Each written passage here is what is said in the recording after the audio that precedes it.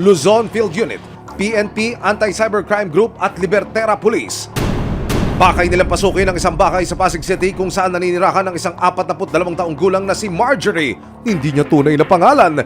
Ang target na si Marjorie, dating biktima ng online sexual exploitation sa kamay ng nakarelasyong dayuhan.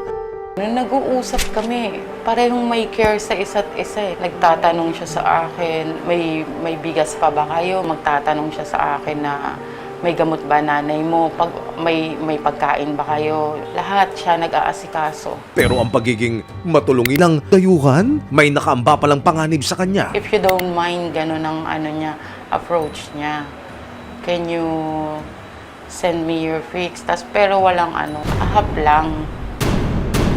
Tapos sabi niya, damihan ko nga daw ng send. Babayaran daw niya ako. Pero nakapag-send na siya ng 600, 700 yata pagkakaalala ko.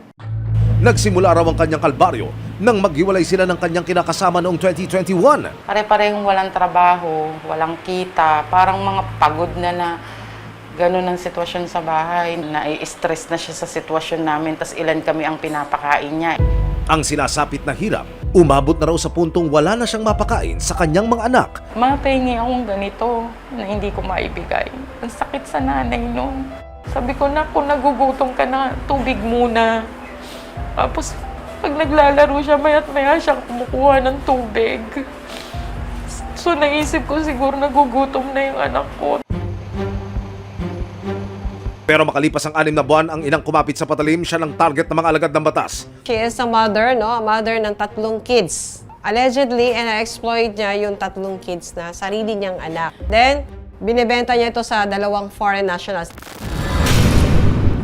Bit-bit ang search warrant. Nagtungo ang resibo.